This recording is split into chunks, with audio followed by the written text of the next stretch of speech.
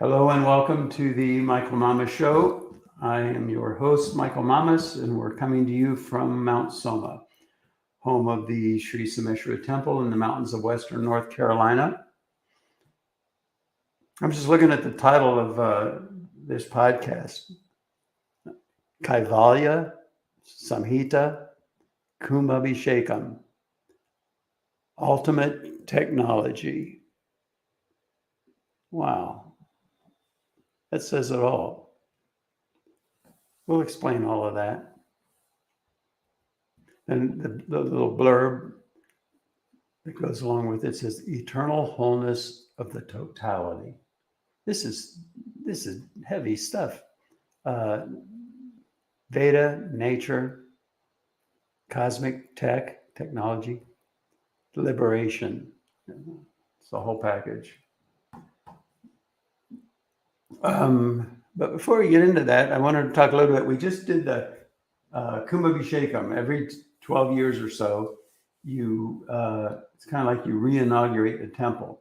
So we had a bunch of pundits here. I think there were 11 of them, and they do all this ceremonies. And we had in the Yagyashala, which is the building where we do the yagyas, the fire ceremonies. We had 5 Havan Kunds. That's Havan Kund is where you actually do the offerings into the fire and do the mantras and all that. So there are 5 of them in there, and they're all going simultaneously. And it's unbelievable. I mean, these pundits are they're amazing, you know? And so they start chanting, they're doing their, well, the first day, the very first thing we did on the first day is we were in the temple, and we did a puja in there, you know, Ganesh. It's always start the beginning of everything. And all that's a lecture. I mean, I could spend a whole podcast on that and way more. But at any rate, right when all the pundits started chanting, I mean, it just, you know, I was standing there in front of the Shiva Linga, you know, in the middle of the temple. And they all started chanting. It's like the whole earth and the entire temple, the building, the atmosphere, the air, everything just starts reverberating with this profoundly transcendental, powerful, exquisite sound of these guys all chanting together. And I was going, man, it's the minute they started, I was in Kaivalya, you know, deep into the transcendent. And it was just wonderful. And we had 3 days of basically that. First starting in the temple, then going over to the Yagyashala where all the Havan Kunds were, and 5 of them and all. It was really great. Too bad the world doesn't understand really what Vedic technology is. I mean, even go on the internet and you read about things and, you know, different Vedic principles and stuff, and it's really so much deeper than that, you know. And even if where it is accurate, and it is accurate in a number of places, even where it is accurate, to get that intellectually is just, it's a nice beginning, you know.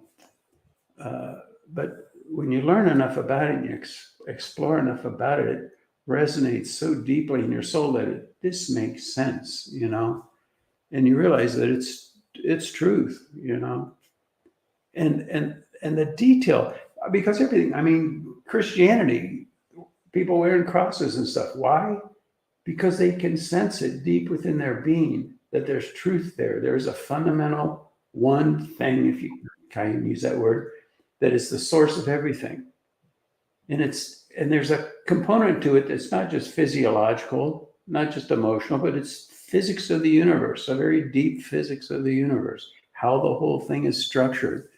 And people feel it. They get inspired by it. They dedicate their lives to it. But really, the thing about Vedic technology is the rigor of the technological understanding of it. These fire ceremonies, you know, if you want to call them that, yajnas, they are technologies. They're technologies of the transcendent. They're technologies of the unified field. That source of all the intelligence and creativity that birthed the whole universe. And there's a technology to that. And the pundits know it. They live it. They embody it. That's what they do. And they've studied it from the time they were 5 years old, you know. And just the fact that people like that even exist, it's just incredible, you know. And to have him here all these days was, gosh, it was great. Of course, Pundit Prasad is here all the time, but there's that principle. It's like a square principle. So two of them, 2 squared is 4 times better. 10 of them is 100, so 10 of them is 100 times more powerful than 1, you know, like that. And then our purpose really with Mount Soma, the reason I started Mount Soma was to build that enlightened city, which is in the Vedic literature, how to build an enlightened city. You could say that an enlightened city is an amplifier. And so if you have, and it amplifies by 2,500 times, roughly, 2,500 times. So one pundit, if he was doing all that, the chanting and the havans and all that, in a fully completed, which is, Mount Soma is not fully completed yet by any means, but when it's fully completed, 2,500 pundits, you know what I mean? And so if you have 11 pundits there, 10 or 11, which we intend to do, then you've got 2,500 times 100 or 2,500 times 121 square. It's just unbelievable, the power that's going to emerge. And in the Vedic literature, it says that one enlightened city is enough to transform an entire continent. Now, here's the thing. Who believes that? Even people that are really dedicated to Vedic knowledge and stuff. I mean, it's almost, how can they even believe it? So many. I mean, it's just so incredible. It's a little bit like, how can you believe a cell phone would work before you picked one up and tried it? If somebody told you about that and we didn't have anything like it, we would, no, it's just too incredible.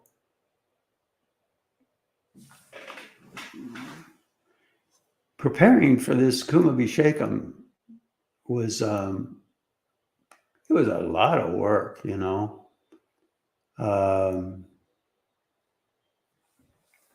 We did a lot. We painted the temple inside and out. There were some cracked tiles. We fixed that. Cutting all the grass throughout all of Mount Soma. Preparing for all the guests, you know. So there's a kitchen, there's housing. And so many people, my job, if you will, during that time, I was just going from station to station, just kind of like these guys that, you know, on the stage when they spin plates and they keep going from one plate to another, just to make sure they keep spinning.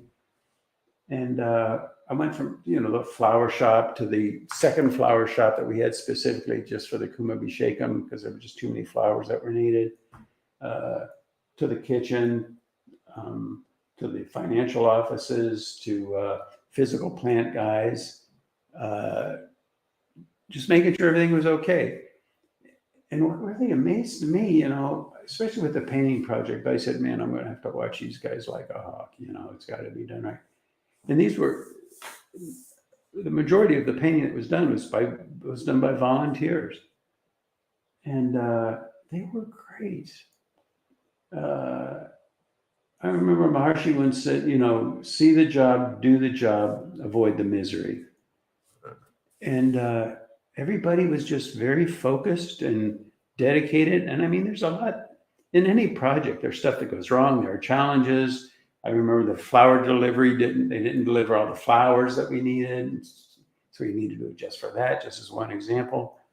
But everybody just saw the job, did the job, and didn't get caught up in, you know, the difficulties, so, you know, avoid the misery, you know. So I was really impressed with everybody. I was really humbled by everybody, you know.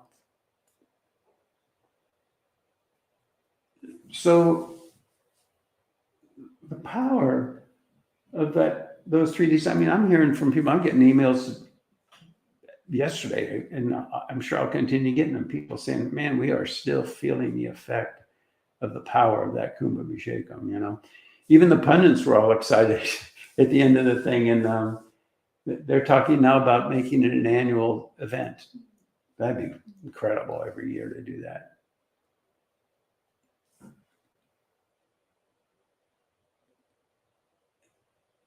There's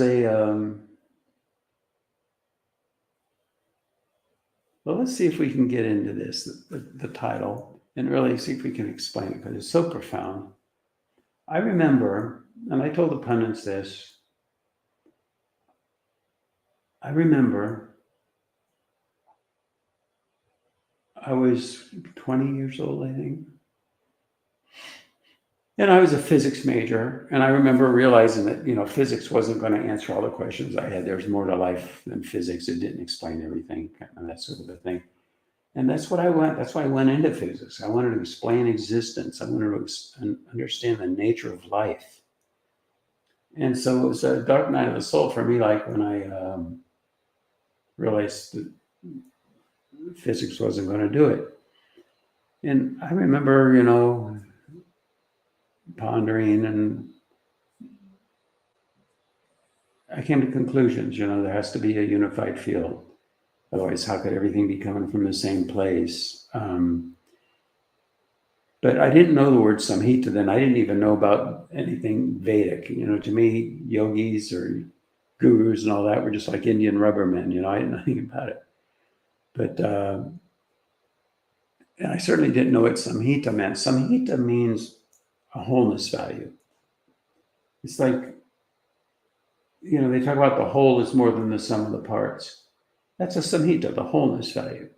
And you could look at like everything has a Samhita value. But it's funny because things can get twisted, they can get distorted. But in the case of a Samhita value, they can never get torn. The Samhita value is always there. Even in the age of ignorance, there's a Samhita value to the world. Otherwise, it just ceases to exist. It falls apart. That wholeness value is a function of the very source of all existence. It like maps onto that. And you could say that everything has a Samhita value. There are varying degrees of distortion in its expression, I guess you could say. But I mean, there's a Samhita value to a salt shaker. There's a Samhita value to a cell phone. There's a Samhita value to everything. In the different verses of the Veda, the different parts of the Veda, there's Samhita to this, Samhita to that, and it's a wholeness.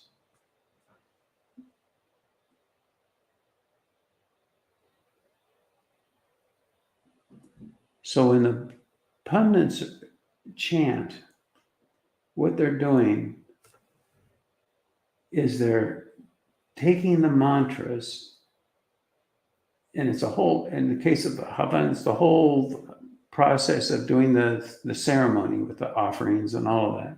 It's a whole process. And what it does is it enlivens the Samhita value of the transcendent, you could say, and wells it up through whatever the Sankalpa was, whatever the, you could say the purpose of the Havan was. So you could say that the Samhita value of the Kumbabishekam was to enliven the wholeness value of Sri Someshwara Temple, and through Sri Someshwara Temple, Mount Soma. And it was unbelievable. I mean, it's a technology that works.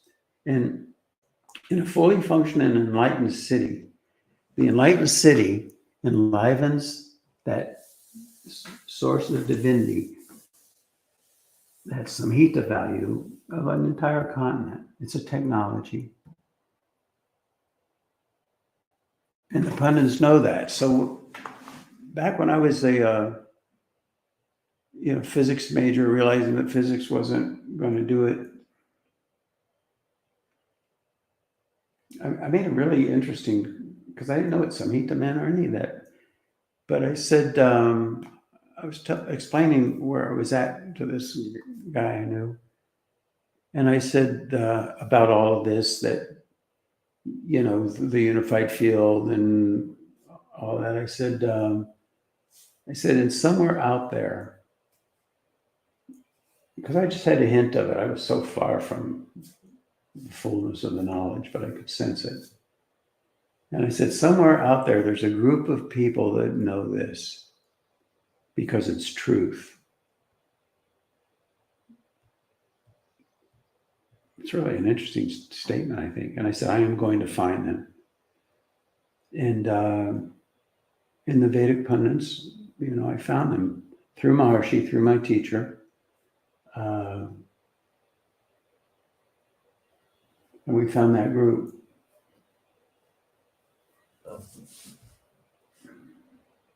They have the technology of the unified field. We have technologies, hammers and screwdrivers and nails, and we can build a house. We have more subtle technologies, which are more powerful technologies, where we can build telephones and televisions and airplanes. And so as you get more subtle, the technologies get more powerful. And now we're at that level with, and that's the incredible thing about Vedic technology. It's the deepest level, therefore it's the most profound, the most powerful. When employed properly,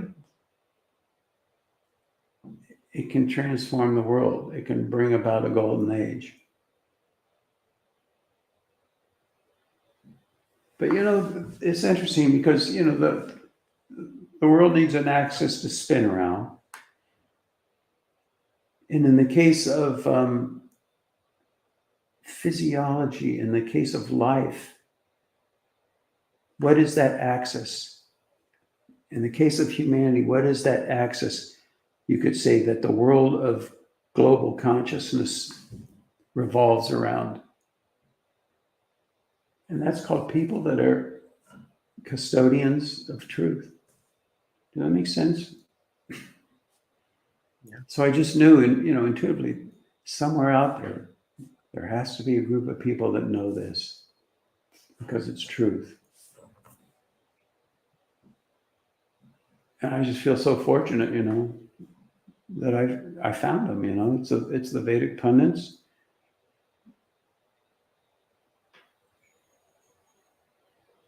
I said a thing to the pundits, to the group at the end, at the closing. People got up and spoke a little bit, and I said, at Mount Soma, the pundits run the temples. It's not the people that donated the money. It's nothing like that. The people that run the temples are the pundits.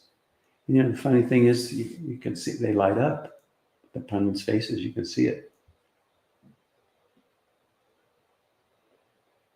In ancient times, the kings revered the pundits so much that they gave them land, they gave them properties, they gave them so much. And the result was that it took up so much of the pundits' time to manage and maintain their properties that they didn't have all the time that was required to be pundits, to do what pundits do. Pandit Prasad every day, like clockwork, he comes to the temple, he does the ceremonies that are required, the pujas and that are required to keep that knowledge lively. And then every 12 years, or maybe now every year, a group of pundits come back and give it a big boost. And then he keeps that plate spinning, And so we can't leave it up to the pundits to build an enlightened city. It's not their job. It's our job,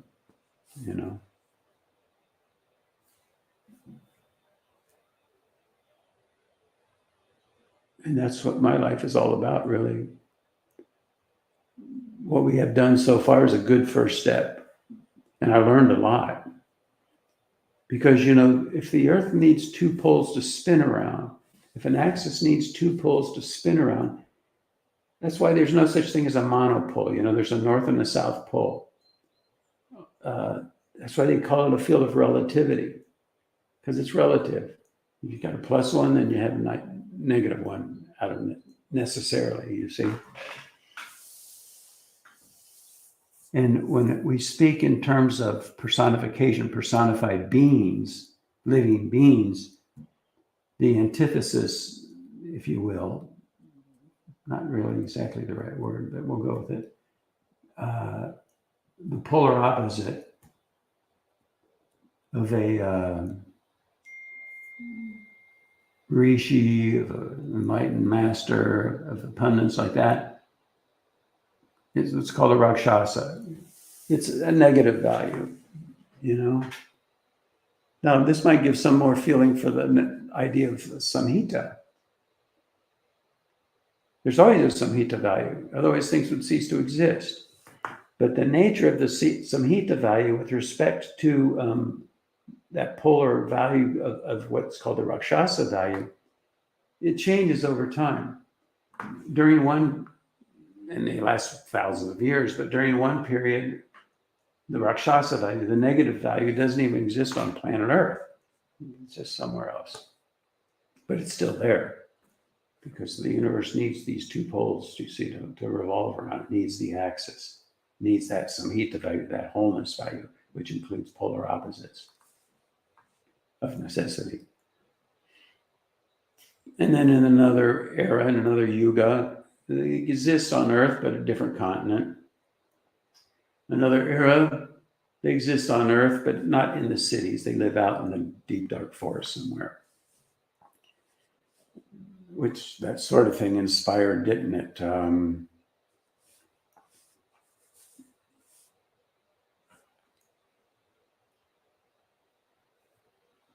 With Dorothy, and the monkeys and all that, and the Wicked Witch of the, what was it, North?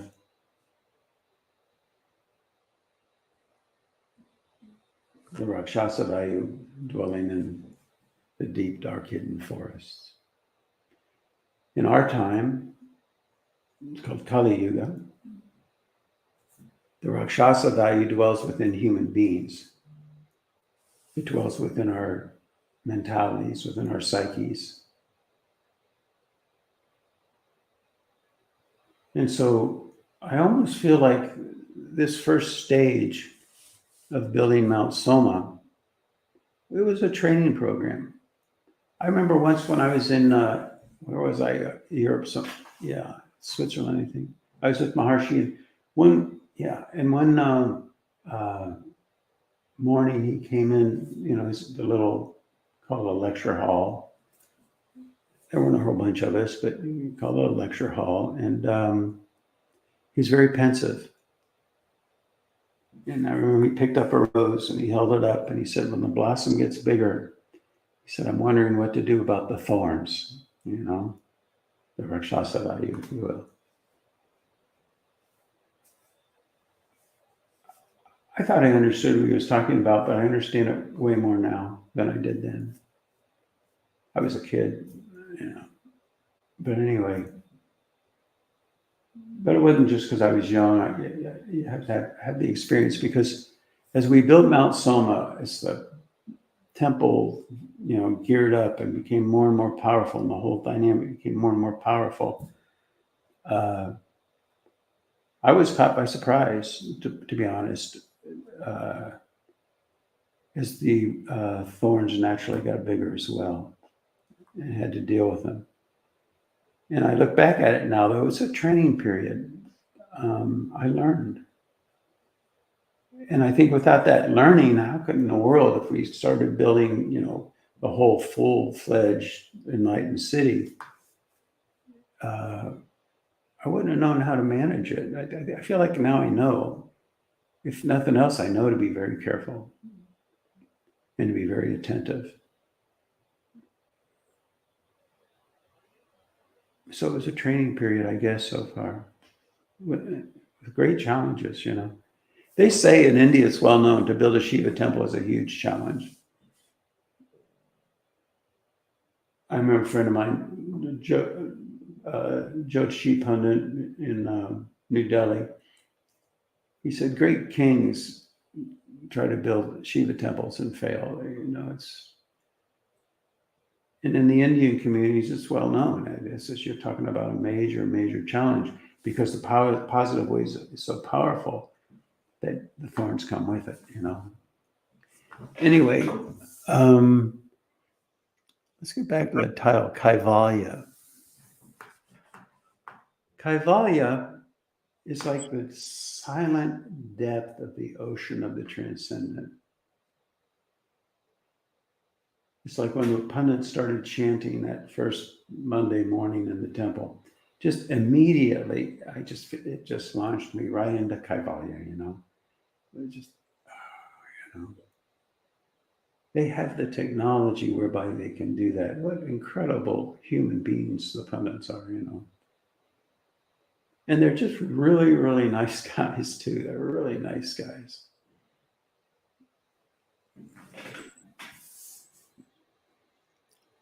That is the ultimate technology. You know, the modern physicists, and they talk about unified field theories and black holes and different things like that.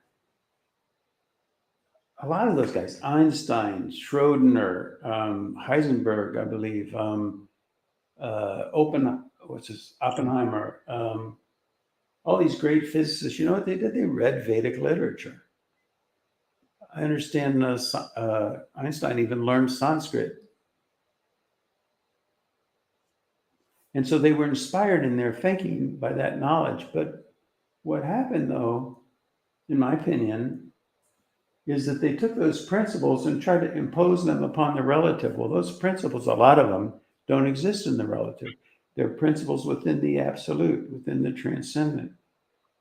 And so if they try to mimic that in the relative, it's like an astral echo, you know. Echoes of truth perceived as truth hold truth at bay. But all that's getting straightened out now, isn't it? With the telescope and all that, it's getting better. But it really led modern physics astray for 100 years, you know. Incredible, really. Yeah. So you see, there's an eternal wholeness of totality. All these different yugas where the Rakshasa dwell on other planets or other continents, or islands, or jungle, or forest, or within people. Each step of the way, it's eternally a Samhita, even though it's changing time. But still, there's a wholeness value there. Otherwise, it wouldn't exist.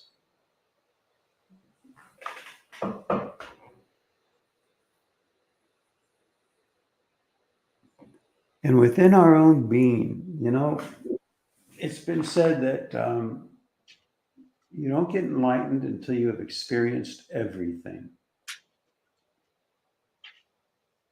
And you can pick that up on a superficial level and it doesn't make any sense. But what does it mean to have experienced everything? It doesn't mean you had an incarnation when your name was George, because that's something. No, the fundamental nature of that life, the fundamental natures of life in its totality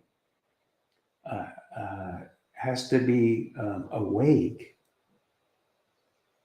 within the individual. Why? Because enlightenment means awakening to the Samhita value of the self. You see? Is that making sense, Scotty? Yeah. Okay. And it's so beautiful because when you do awaken to that level, that Samhita value of the self, you are that.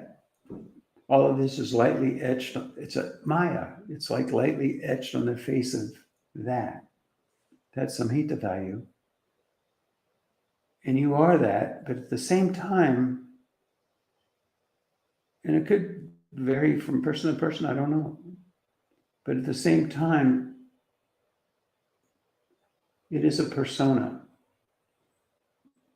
but it is one that has no name, no opinion, no bias, the silent witness of all that is eternally. witness with a capital W there, because there are different values of witnessing, you know. And that's called liberation. Aham Brahmasmi, I am the totality, you know. Now, in the process along the way, we purify. The physiology is designed to function a certain way. When it becomes encumbered,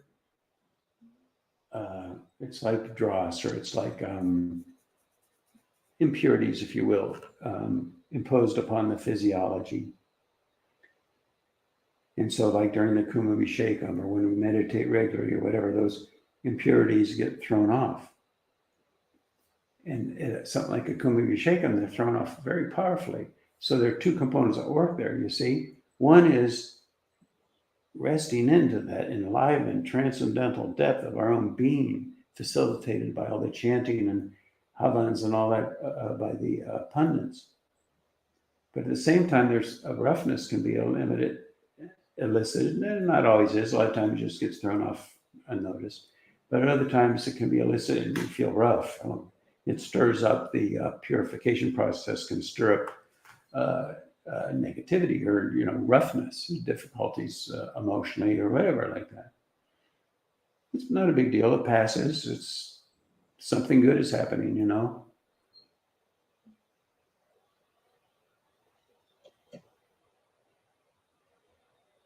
And so that's why, even in living in the enlightened city, I encourage people, you know,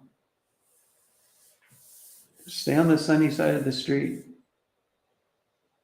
Don't get caught up in negativity. That's like when you're cleaning the house, don't get caught up in the dust. Just enjoy the beauty of the clean home, you know.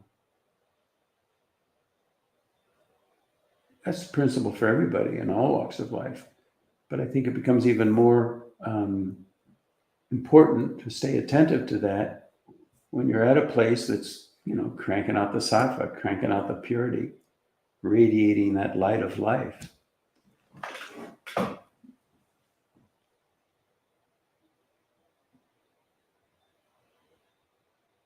There's an expression in modern psychotherapy. Sometimes they talk about a self that's undefended. We all have our different defenses. We have our different hurts and wounds, and we protect. And it becomes a physiological thing. It starts from childhood, or, people would say results of past lives, blah, blah. But when the physiology becomes more and more pure, we rest more and more in that transcendental, that Samhita, that exquisite value of our true nature. It's our true nature to be divine, you see? And so we don't need those defenses anymore. We become, undefended. We just are. And I call that innocence. It's just simple innocence. It's not naivety, quite the opposite. But we're just innocent. We experience what we experience with no bias, no compromise in our own true nature. You see? Liberation. I've talked about current events in the past. It's getting so ridiculous with this phase transition that I've talked about so much. It's not even worth talking about it anymore. The world is ridiculous. And the things that are going on are ridiculous and horrific at the same time. It's just cleansing. It's just clearing. It's purification. So it's good to be attentive to it to some degree, but not to get too caught up in it. And best to know it's a phase transition. It's happening. And over the next few years, great things will happen, All right. Well, I guess that's it for this week. Kumbabishekam was incredible. If the pundits do come back next year, I'd encourage you to get here. It was really remarkable. And so that's all for now. And we'll talk to you again next week. Thanks for listening. Thank you.